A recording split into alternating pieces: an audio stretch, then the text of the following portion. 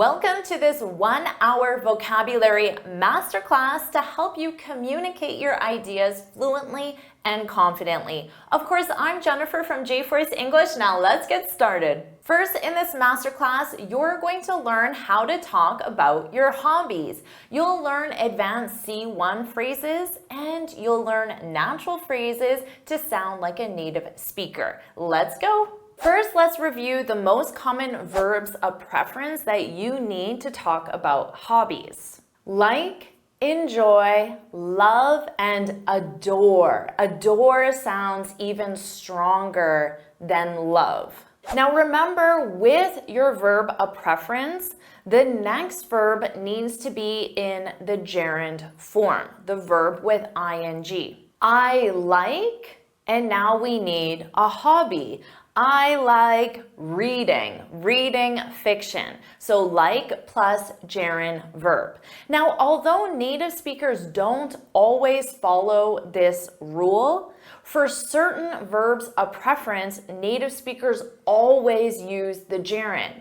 So this is only flexible with certain verbs. Because of that, to make it easier for you, always use the gerund verb with a verb of preference. So let's practice this. What do you like doing? Like gerund verb. I like, and then put it in the comments. You need an activity. So share a hobby, use that gerund verb. I like what? I can't wait to find out. Now, of course, you can use other verbs of preference. I enjoy taking pictures of nature. Taking pictures, our gerund. I love playing piano. I adore playing basketball. Don't worry about taking notes because I summarize everything in a free lesson PDF. You can find the link in the description.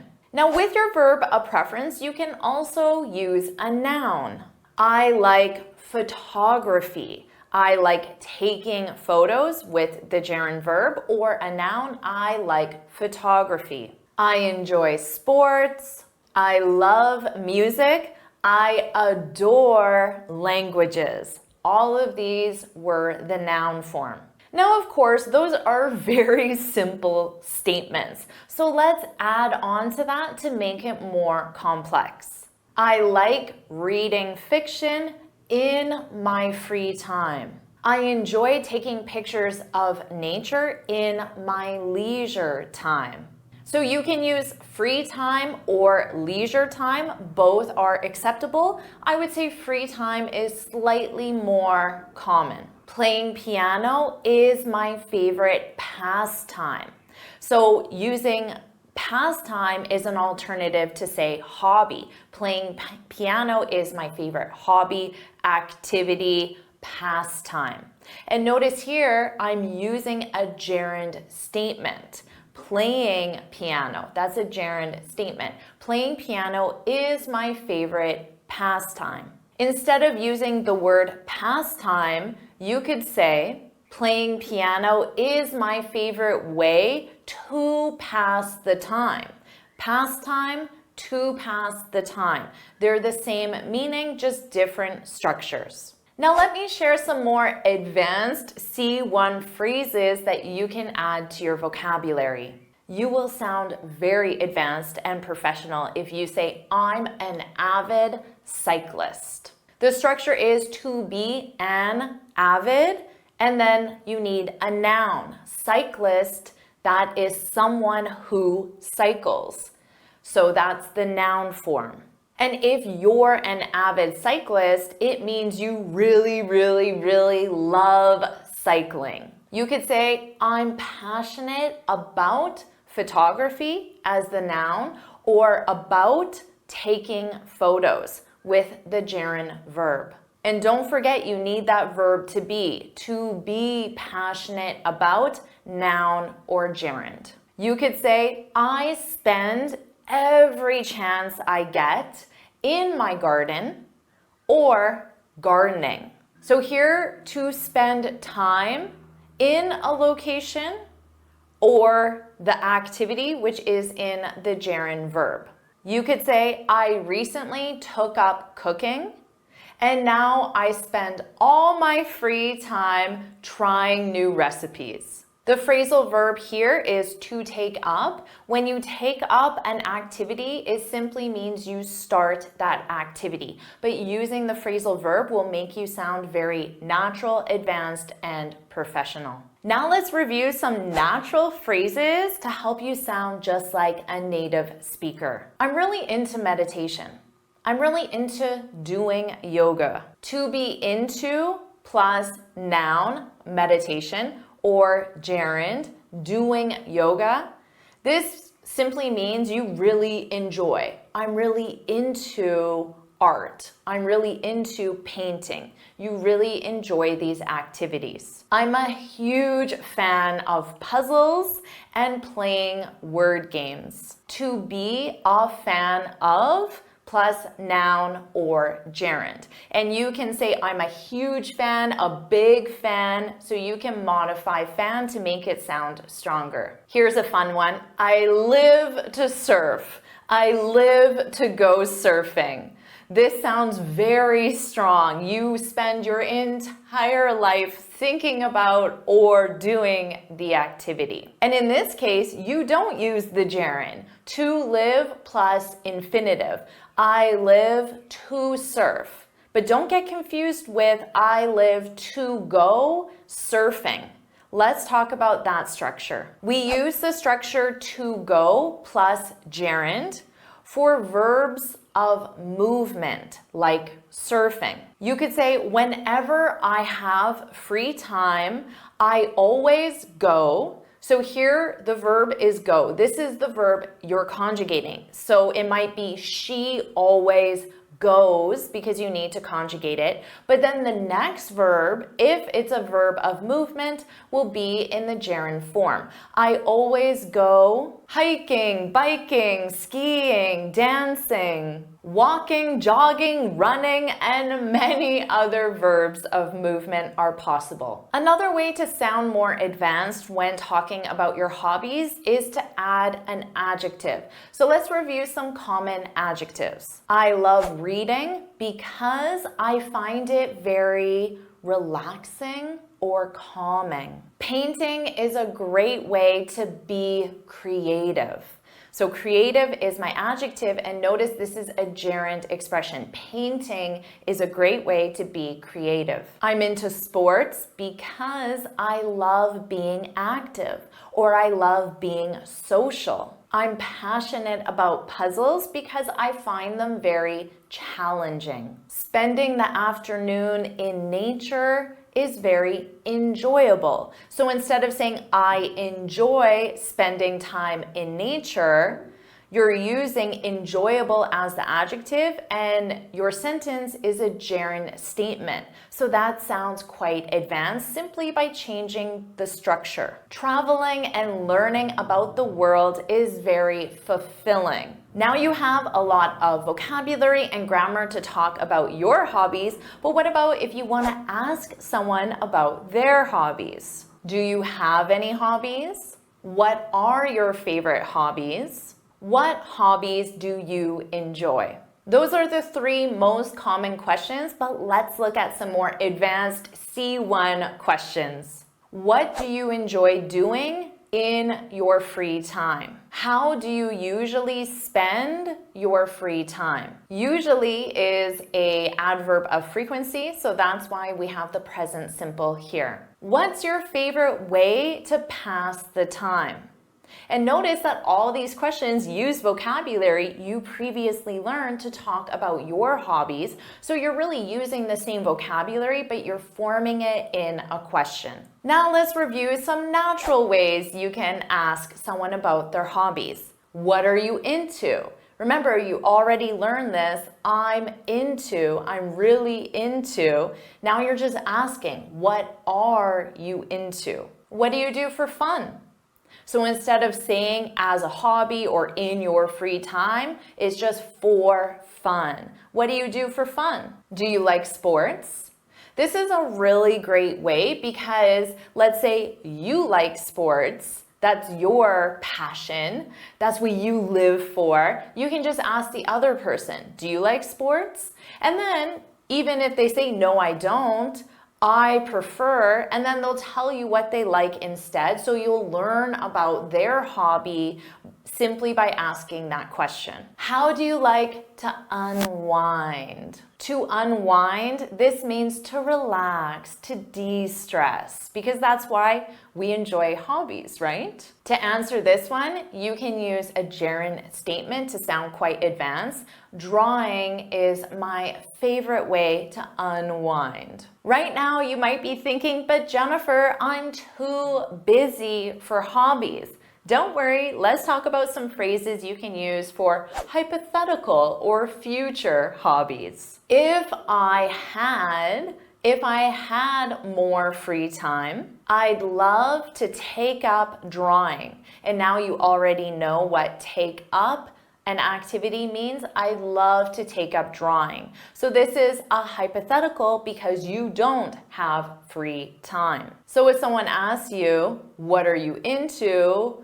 What do you do for fun? What are your hobbies? You could say, I wish I had time to play basketball. So the person understands that you love basketball, but it's not currently your hobby because you said, I wish I had, which means you don't have it right now. If I weren't so busy at work, I do yoga every day because I live for yoga. But again, it's hypothetical. If I weren't so busy, but you are busy. Or you could say, once I, and then present simple. Once I graduate. Once I finish. Once I complete. Once I graduate, I'll definitely learn how to salsa. So again, you're sharing that you're passionate about salsa or dance, but right now you're focused on graduating. So this isn't currently your hobby, but it's a hypothetical future hobby. So these are great phrases to have in your vocabulary. Are you enjoying this lesson? If you are, then I want to tell you about the Finally Fluent Academy. This is my premium training program where we study native English speakers from TV, the movies, YouTube, and the news so you can improve your listening skills of fast English, expand your vocabulary with natural expressions, and learn advanced grammar easily. Plus, you'll have me as your personal coach. You can look in the description for the link to learn more, or you can go to my website and click on Finally Fluent Academy. Now let's continue with our lesson.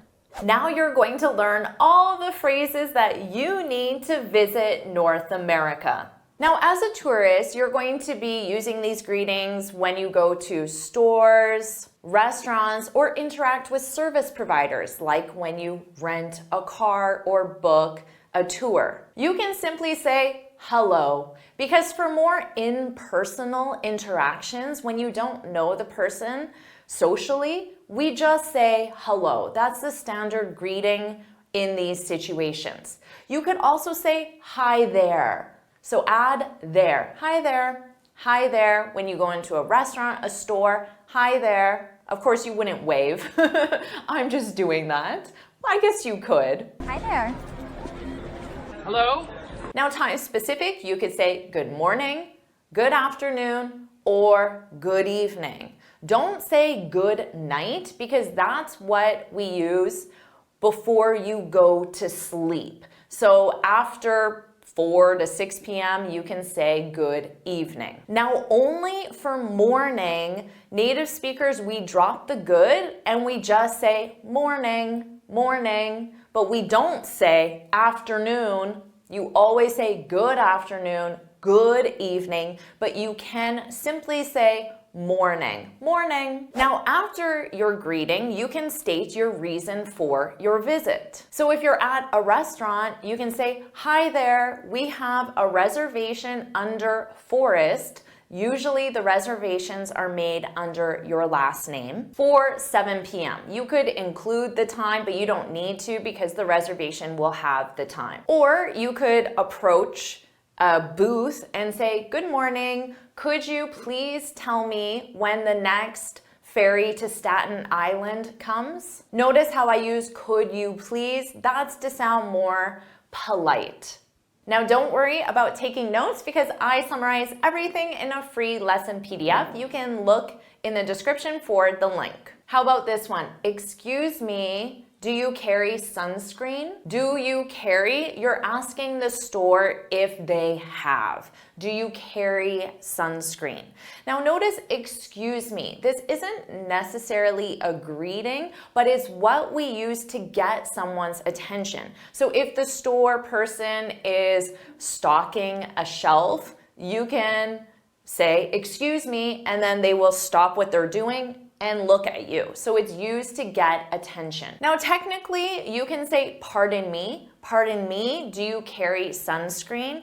But pardon me isn't very common in North America in this context. In North America, we use pardon me if we don't understand something. So if someone's talking to me and maybe there's a lot of background noise, I might say, pardon me, to ask them to repeat themselves, but we don't really use it to get someone's attention, so just use excuse me to get someone's attention. Now let's review all the phrases you need if you don't understand someone or if you don't hear them because there's a lot of background noise or maybe they just spoke very quietly. Like I said, pardon me. Pardon me.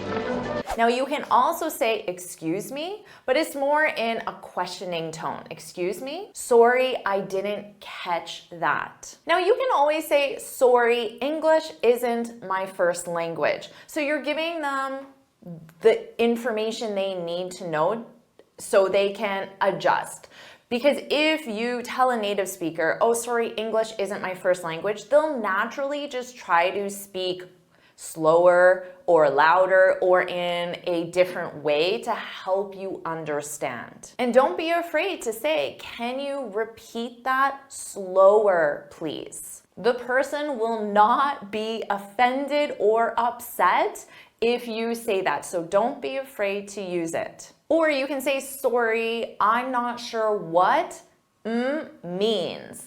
That means, or if you know the specific word, you can say, I'm not sure what a transfer means. Can you explain it a different way? Can you give me more information? Can you help me understand? Or simply you can say, sorry, I don't understand. English isn't my first language.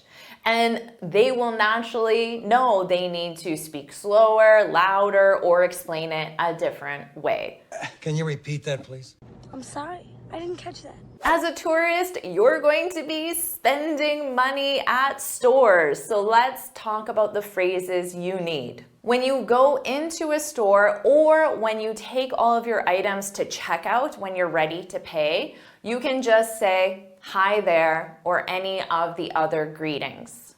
Now, previously, the stores would ask you cash or credit, but this isn't common in North America today.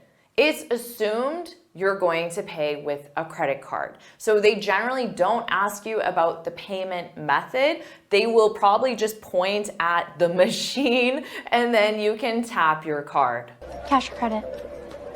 Now there are some street vendors. A street vendor would be a small shop or something that isn't a physical store.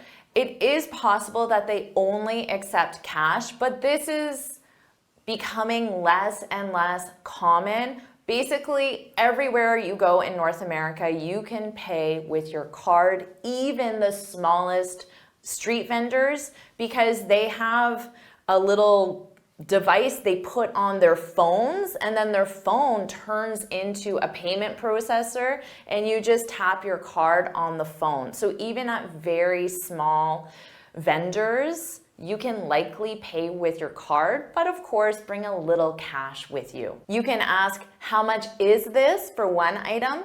How much are these for two or more items? Now, after you pay, they might ask you, do you need a bag? Now, they might say, need a bag, or simply bag with a rising intonation to show it's a question. Plastic bags are not used at most stores in North America. They are banned for environmental reasons. So if you need a bag, most likely you have to pay for that bag. Instead of plastic, stores use paper bags, and they're probably about 15 cents per bag. Or you can get a reusable bag, depending on the quality, $1 to $3. A lot of smaller stores, convenience stores, markets, they still use plastic bags, but the bigger stores generally don't. But you can always ask them, can you give me a bag, please? Or I need to buy a bag. Now, sometimes I hear students say, please, I need to buy a bag. And they put please at the beginning of a statement, but that is not common in North America and it sounds a little awkward. So put please at the end. I need to buy a bag, please. Please commonly comes at the beginning when it's the imperative. So you're giving an instruction. Please put the receipt in the bag. Put the receipt in the bag is the instruction, and you can add please at the beginning to sound more polite. You could also add it at the end. After you pay, they might say, do you want a receipt? Again, to try to be more environmental and save paper, they don't automatically print receipts. They might just say, need a receipt, want a receipt, or receipt. You can say, no, that's okay, no thanks, yes please. Now, right before you pay, they might say something really long that you don't understand. They may be asking you for a donation, which is very common. Do you want to donate $1 to the Children's Hospital? They might ask you if you have a points or rewards membership with that store. Or they might ask you if you want to sign up for something like a Walmart MasterCard or a points card or a membership. If you don't understand, just say no thanks. No thanks, because they're probably just trying to give you something additional. Now, if you go into a clothing store or a larger store, they will greet you and they'll ask you if you're looking for something specific. You can say, I'm just looking. I'm just browsing, but in North America, looking is more common. I'm just looking, thanks. No thanks, I'm just browsing. Oh, I'm just looking, thanks. Or if you are looking for something specific, you can say, I'm looking for a small backpack. Where can I find men's socks? Do you carry sunglasses? If you're buying clothing, you can ask, where can I try this on? Where are the fitting rooms, the changing rooms, which is where you try things on. You can also ask them, what's your return policy, to know if the item is returnable or exchangeable. Now let's talk about dining out at restaurants. When you go to a restaurant, you can use your greeting, hello, hi there, good afternoon, table for two, please. Or you can state, we have a reservation under, and then your name, generally just your last name, under Forrest. Or maybe you want to make a reservation. Can we make a reservation? And they'll ask you when or what day, how many people, and what time. Table for two, please. Now, if you're staying at the restaurant, you can ask them, do you have any tables outside? Do you have any tables on the patio? So they mean the same thing. The patio or outside is an area that is outside. So you have inside or outside. Outside is on the patio. And if you're inside and you see this really nice table by the window, you can say, can we sit by the window, please? Are there any booths available? So maybe they're putting you at a table with chairs, but you want to sit in a booth. Just ask them, are there any booths available? If you have any allergies, you can tell your server, I'm allergic to shellfish. Or maybe you see an item, a stir fry with chicken, and you want to know, can you make that vegetarian? Can you make that vegan?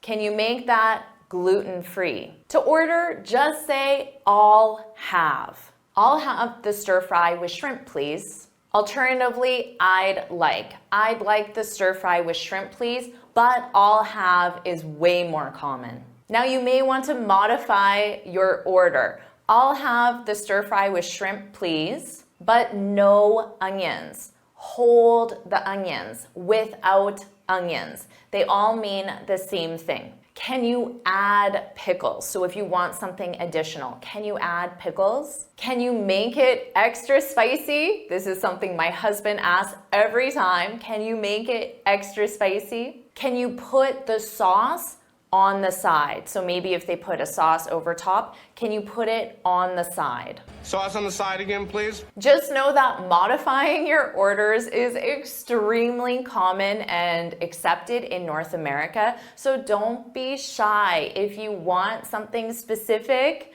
just ask, they will do it for you. And don't forget to ask for water, because as a tourist, you need to drink a lot of water. Can you bring us some water, please? They might ask you sparkling or still, bottled. Just say tap water. Tap water is fine. Sometimes the restaurants try to sound more fancy and say house water, but it's the water that comes out of the tap, which is drinkable in all of North America. So if you don't want to pay for water, just say tap water is fine. And know that water is free everywhere you go in North America. You can go into any place and ask for water for free. You might ask them, where are the bathrooms or restrooms? Either word choice is fine. Where are the bathrooms? Where are the restrooms? Just don't say where are the toilets, because we don't use that word for restaurants. Now, if you had a big meal and you didn't finish it all, you can say, can I have a to-go box, please? And they'll bring you a box and you put your leftovers and then you take it with you. Can I have a to-go box, please? Or you can say, can you wrap this up? So they will take your food, put it in a to-go box, and bring it back to you. Can you wrap this up? Can you pack this up? They mean the same thing. If they try to offer you dessert or coffee and you don't want it, say just the check, please. You can say check or bill. Just the check, please. Just the bill, please. Can you bring me the check or bill, please? Or you can simply ask, where do I pay? Just the check, please. Where do I pay? It's $25, right? In North America, tips, gratuity, are rarely added to the bill automatically. So it's your choice to leave it when you pay. There'll be an option on the machine. It's not required, but it is highly expected, and a 10 to 20% tip depending on the formality of the restaurant and the level of service is expected. But again, it isn't required. Now at any restaurant, cafe, or store, you can ask them, do you have Wi-Fi? Or is there Wi-Fi here? And if you know there's Wi-Fi because there's a sign, you can ask them, what's the Wi-Fi password? Now, sometimes the Wi-Fi passwords are just random letters or numbers, and maybe you didn't hear it, you couldn't understand it. You can just give them your phone. Can you put it in for me, please? Can you write it down, please? Can you repeat that slowly, please? Now let's talk about getting around, so how you move from one location to another. You don't really need to know how to ask for directions anymore because your phone has GPS and will tell you exactly where to go. But let me share some common phrases with you. Excuse me, do you know how to get to the Empire State Building? Excuse me, which way is Central Park? Excuse me, does this train go to Central Park? Excuse me, which train will take me to Central Park? And notice I used excuse me for all of them because that is the most common standard in North America to get someone's attention. You could also say, excuse me, do you mind taking our photo? Because that is the one thing that people still ask other people for. Not directions anymore, but excuse me, do you mind? Do you mind taking, with that ing, do you mind taking our photo? Excuse me, could you please take our picture? So you can say photo or picture interchangeably. And as a final tip, before you pack your bags and head to North America, just remember that North America is incredibly diverse, and we interact with non-native English speakers every single day. Every time we leave the house, we go to stores, restaurants, our work environments, our social environments, we interact with non-native English speakers. North Americans in general are friendly, open, and accepting. So don't feel any bit of nervousness or shyness because you have an accent or make grammar mistakes. It will not impact your experience as a tourist. But of course, you do need to be able to communicate in a way that a native speaker understands. And all of these phrases will help you do just that. Let's do something different. Now you're going to learn natural phrases to help you sound like a native speaker, but you're going to do that by listening to fast English. So you improve your listening skills at the same time. Let's get started. Here's how this lesson will work. I'm going to say a sentence 3 times at a natural, fast pace, and you need to write down exactly what you hear in the comments. And the examples are going to go from beginner A1 to more advanced C2. So let's see if you can complete this whole lesson. Our first listening exercise, I'll say it 3 times. Thanks for your help, you rock. Thanks for your help, you rock. Thanks for your help, you rock. Did you get this one? I said, thanks for your help, you rock. Very easy, right? At a natural pace, native speakers, we reduce sound. So for becomes fur, thanks for. Your becomes your, thanks for your. Thanks for your help, your help. Thanks for your help. Now let's review a common mistake that I hear beginner students make and sometimes even advanced students. You can say thank you or thanks. You cannot say thanks you or thank. And notice in our example we have thanks for your help. Thanks for your help. What is your help? This is a noun. So we have thanks for plus noun. You can also use thanks for plus gerund because for is a preposition. So what would thanks for your help be in the gerund form? Do you know? Thanks for helping me. Thanks for your help. Thanks for helping me. And you rock, this is a very natural way to say you're great, you're awesome. I use this in the comment section to reply to your lovely comments all the time. But don't say you are rock. It is not to be rock, it is to rock. You rock, you're awesome, you're really great, you rock. Put that in the comments. You rock, you rock. Thanks for your help. Thanks for helping me. Thanks, Billy. You rock. You rock. Thanks, honey. Let's try this again, a little more difficult. I'll say it 3 times. She's starting to rub off on you. She's starting to rub off on you. She's starting to rub off on you. Did you get this one?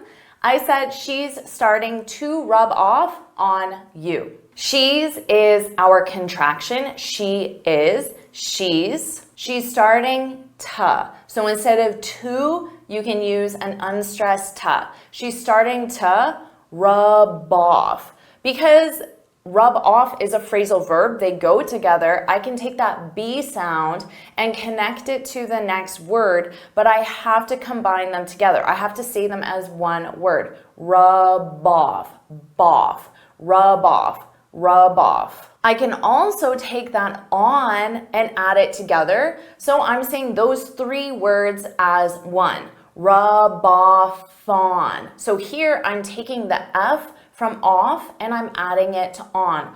Fawn. Rub off on. Rub off on. Rub off on you. What does this mean? To rub off on someone is when someone's behavior or personality affects someone else. Let's take Janice, and let's say Janice loves helping other people. Now let's say Fernando spends a week working with Janice, and now Fernando starts helping other people. You could say Janice rubbed off on Fernando. Here we have it in the past simple, rubbed off on. Janice rubbed off on Fernando. Now you could also take the specific personality trait or characteristic, in this case, Janice's helpfulness, which is a noun. Janice's helpfulness, because the helpfulness belongs to Janice, so it's possessive. Janice's helpfulness rubbed off on Fernando. So that specific character trait of Janice transferred to Fernando because they spent time together. Marcus is really rubbing off on you. Finally, I'm rubbing off on you. My deviousness has finally rubbed off on you. Let's try this again. I'll say it 3 times. He rubs me the wrong way. He rubs me the wrong way. He rubs me the wrong way. Did you get this one?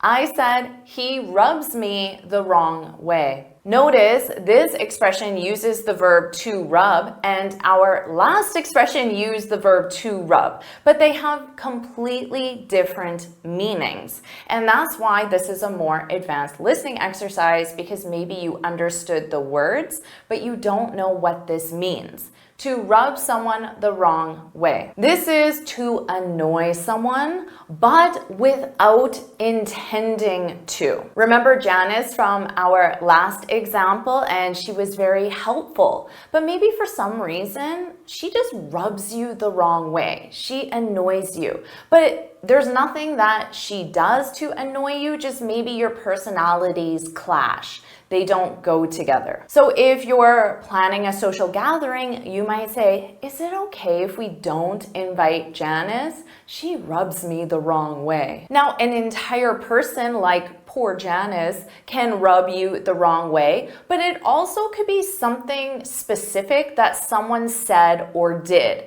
And overall, you like Janice, but just that one thing she said or did rubbed you the wrong way. For example, your comment just rubbed me the wrong way. So maybe she said something in a meeting that really annoyed you, but you know she did not intend to annoy you. So here, your comment, this is a noun. Your comment rubbed the past simple of the verb to rub, and notice that soft D, rubbed me the wrong way. Wait, is it me? But do I rub you the wrong way? Not Jay. Guy rubs me the wrong way. She rubs everyone the wrong way, but Pop. Our final listening exercise, and the most advanced, I'll say it 3 times. I had a hunch he'd quit. I had a hunch he'd quit. I had a hunch he'd quit. Did you get this one? I said, I had a hunch he'd quit. Notice for pronunciation, I had a. So I combine had a together as one word. I had a hunch he'd quit.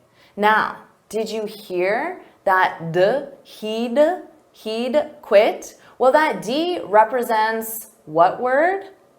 Would. He would quit, he'd quit. He'd quit. Very difficult for students to hear. Native speakers understand it based on context and based on grammatical structure. It would sound awkward without it. So we know it's there even though we can't really hear it either. When you have a hunch is the noun, and then the verb that goes with it is have. So to have a hunch, this is when you think or predict that something is going to happen, but it isn't based on facts, it's based on your intuition, your feeling. So you could say, I have a hunch she'll accept our invitation. Now, if someone replies back and says, why? All you would say is, because I have a hunch. I have a feeling. I have a gut feeling. And notice the grammar here. I have a hunch. This is the present simple. And then she'll accept, she will accept. That's the future simple. I have a hunch she'll accept our invitation, because you're making a prediction about the future. But you could use this in the past, like our listening exercise. I had a hunch last week in the past, so that's the past simple. Last week, I had a hunch that he would quit. So would is the past simple of the verb will. I had a hunch that he'd quit. And using that is optional. You don't need it. You could simply say, I had a hunch he'd quit. I had a hunch. Just a hunch. I had a hunch, but I wasn't certain. Now let's do an imitation exercise so you can practice speaking fast just like a native. I'll say each sentence again 3 times, and this time I want you to repeat each sentence out loud. Here we go. Thanks for your help, you rock. Thanks for your help, you rock. Thanks for your help, you rock. She's starting to rub off on you. She's starting to rub off on you. She's starting to rub off on you. He rubs me the wrong way. He rubs me the wrong way. He rubs me the wrong way. I had a hunch he'd quit. I had a hunch he'd quit. I had a hunch he'd quit. You have already learned so much. Now let's keep going, and you're going to learn 20 idioms that native speakers love using. Number 1, to break a leg. Do you know this one? What if I said to you, break a leg? Do you know what that means?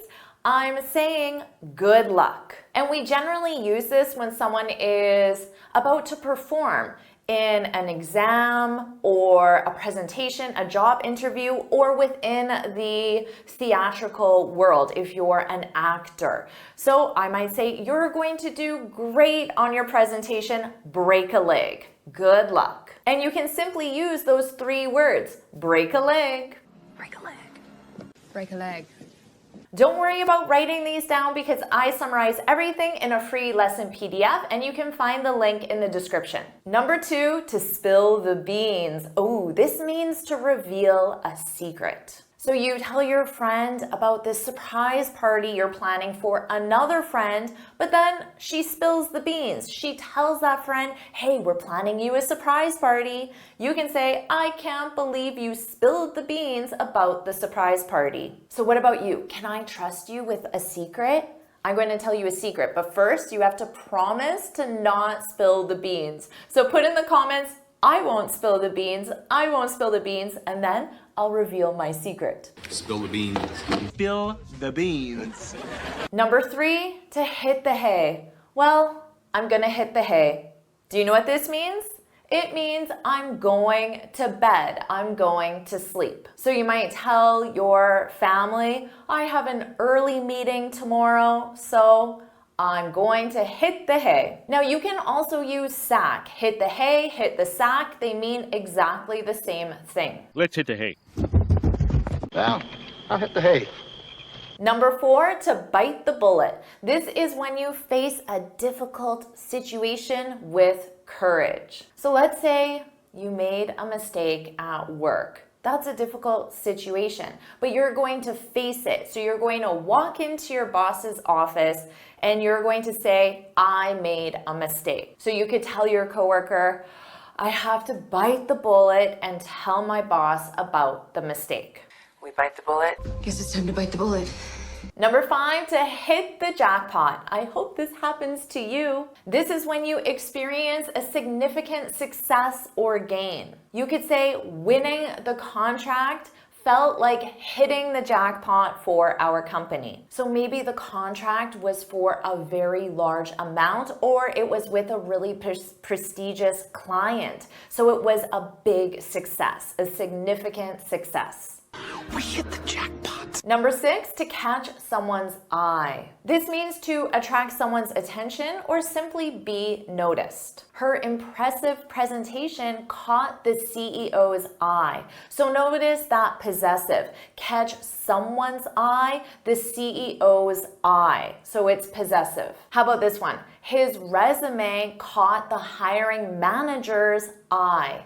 So notice the possessive is after the S because there's more than one hiring manager. The hiring managers, it's plural. So you add the possessive after for a plural, so it belongs to the hiring managers. But notice I is always singular. We don't add the S to I. Pick whatever catches your eye.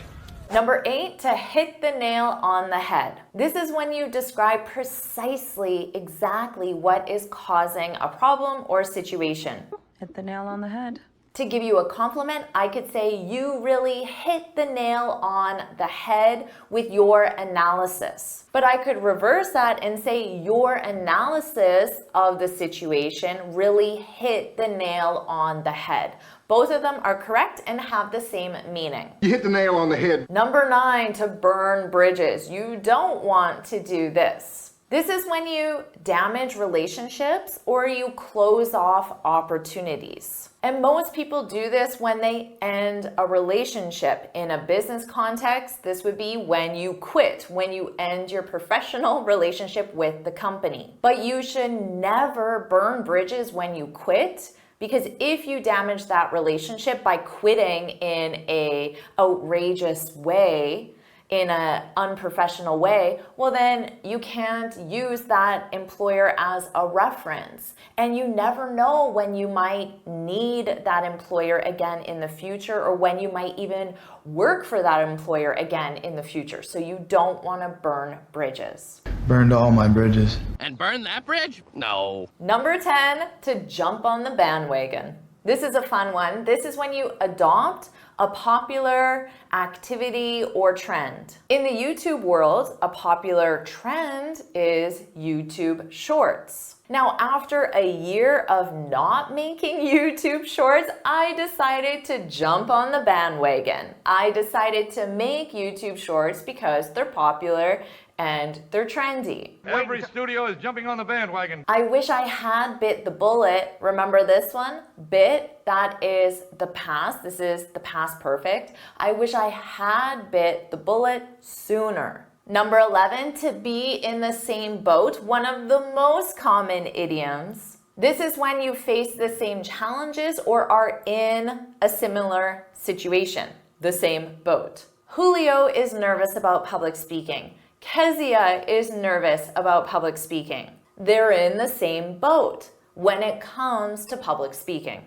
We're in the same boat. Looks like we're in the same boat. Spick and span. I love this one. This means neat, tidy, and clean.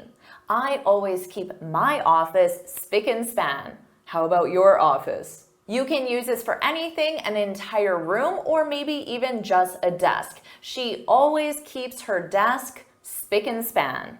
Spick and span. I want them spick and span. Number 13, to cost an arm and a leg. This means to be very expensive. So there's a problem with your car. You could say, ugh, getting my car repaired is going to cost an arm and a leg. It's going to be very expensive. Air conditioners cost an arm and a leg. And it won't cost you an arm and a leg. You could also say cost a pretty penny, which is our next idiom, number 14, and it means exactly the same thing, very expensive. So the same example as before, but now you can say getting my car repaired is going to cost a pretty penny. You can use either one. Because it cost a pretty penny. It cost me a pretty penny today. How about number 15, dirt cheap, dirt cheap. This means very cheap, very inexpensive. So let's say I see my best friend with this new designer handbag. I can say, wow, that Gucci handbag must have cost an arm and a leg, or must have cost a pretty penny. But then she can say, actually, it was dirt cheap. So I could say, really? How? And that's our next idiom, number 16, a knockoff. Do you know what a knockoff is? This is a copy or imitation of a product. So my friend does not have a real Gucci handbag. It's a knockoff. So when you buy a Rolex, make sure it's not a knockoff. It's just a cheap knockoff. Number 17, to hit the road. I love this one. I use it a lot. This is when you begin a journey or simply leave a place. So to begin a journey, you can say, I'm packed, let's hit the road. Let's begin our journey. Or you could say, oh, it's getting late, let's hit the road. Yes, hit the road. Let's hit the road. Number 18, to break a sweat. This is when you exert physical effort. So at the gym, if you run really fast, you're going to break a sweat, which means you begin sweating. To break a sweat, but it could also be when you work really hard. You could break a sweat. But we also use this in the negative. Oh, this lesson was too easy, Jennifer. I didn't even break a sweat. Well, I'll have to make the next one harder for you. Number 19, to be under the weather, a must-know idiom. This simply means to be or feel sick. So you might send a message to your team and say, I'm going to work from home today. I'm a little under the weather and I don't want to get anyone sick. Well, they're under the weather. And finally, number 20, to call it a day. This is when you decide to stop working on something. Well, this is the 20th idiom, so let's call it a day. I'm going to stop working on this video. I'm going to end the video, and you can stop as well. Well, in just a few minutes. Now notice the expression uses day. Let's call it a day. If it were 8 o'clock at night, you could say, well, it's 8, so let's call it a day, or let's call it a night. So at night, you can choose to use night, but you can also still use day. So you can just use day for all situations. Call it a day. We're gonna call it a day. I've saved the best for last. Now you're going to learn 50 common phrases that I use every day. So if I use these expressions and you use these expressions, you're going to sound just like a native speaker. Let's get started.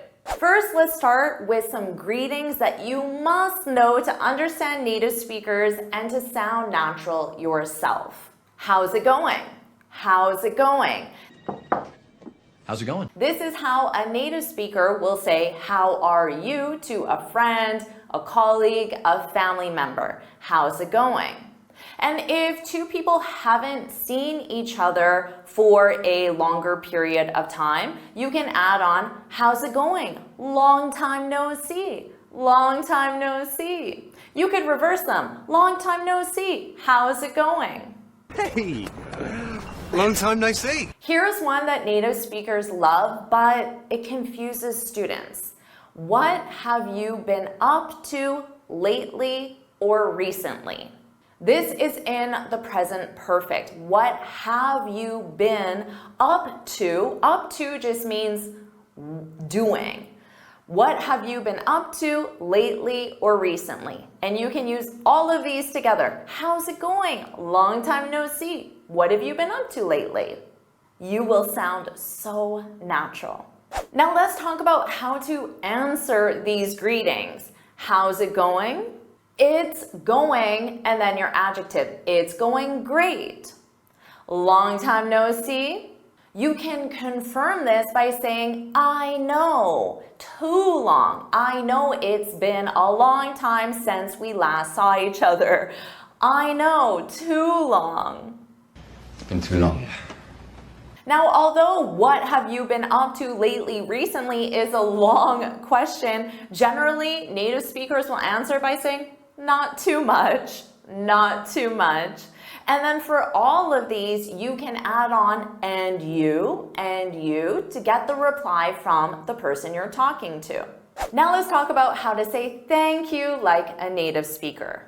Thanks so much. Now notice, instead of thank you, I'm saying thanks. You need that S. It is required grammatically. Thanks so much. Thanks a million. Thanks a bunch. These are simply alternative ways to say Thank you very much.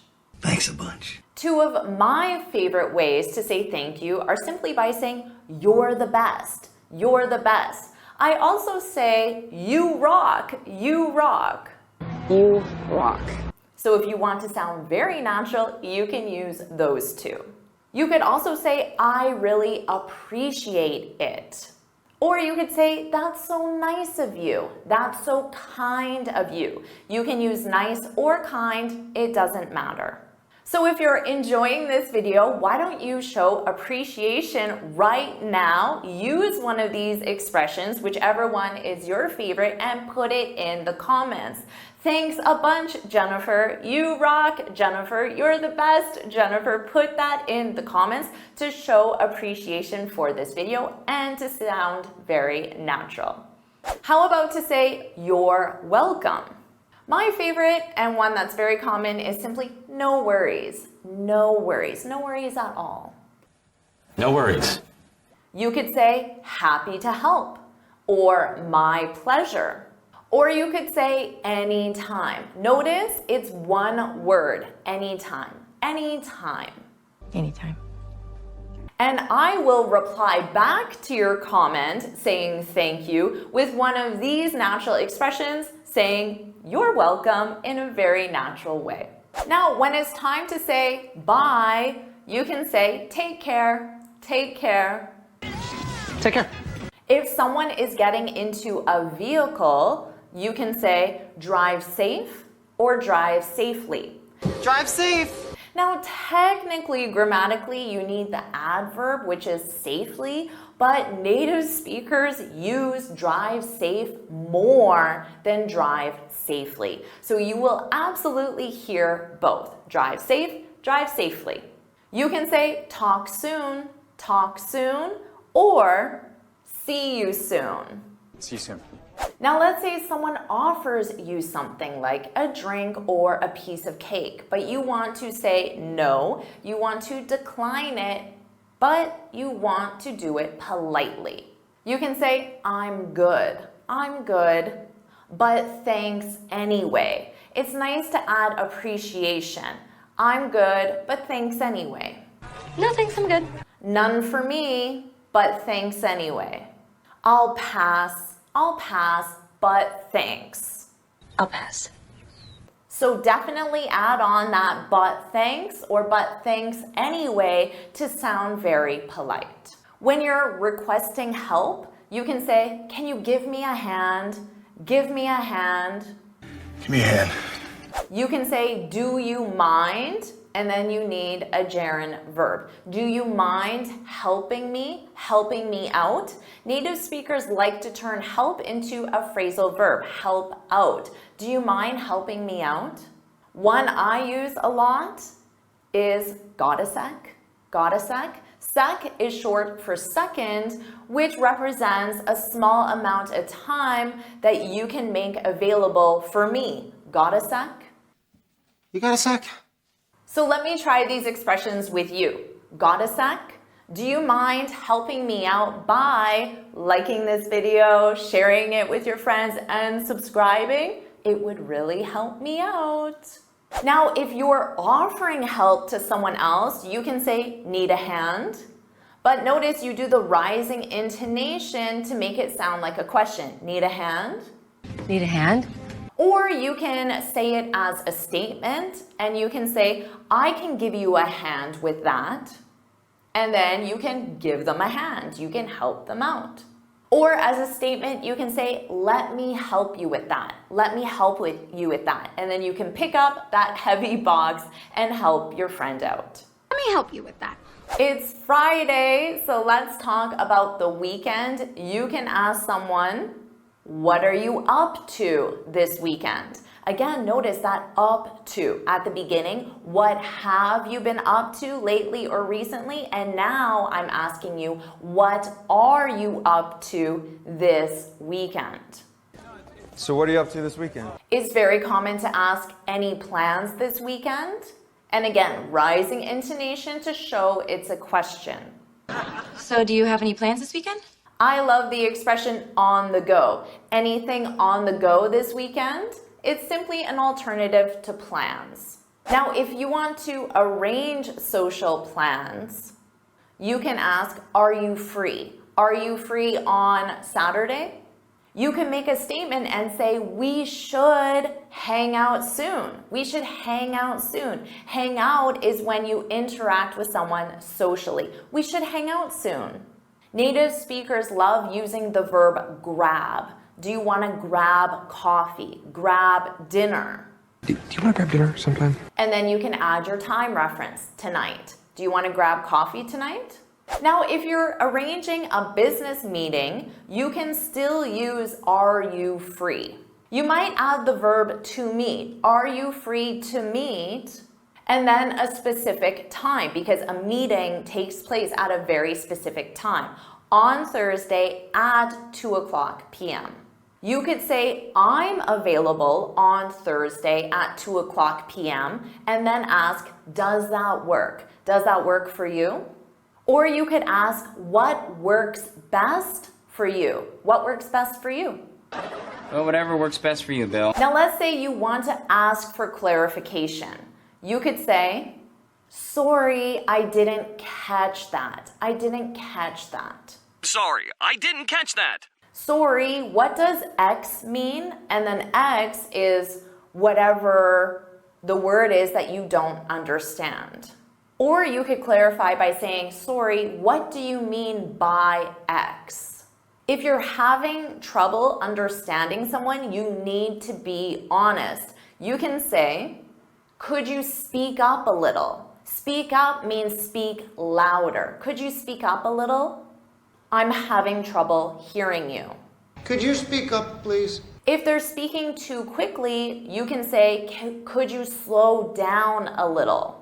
I'm having difficulty understanding you. Oh, slow down, slow down, slow down. Now let's say you want to confirm understanding of either something you've said or something the other person has said. You can say, do you know what I mean? So you explain something and then say, do you know what I mean? Know what I mean? Oh, I know what you mean. Does that make sense to you? Does that make sense? Or you can simply shorten that and say, makes sense, with a rising intonation.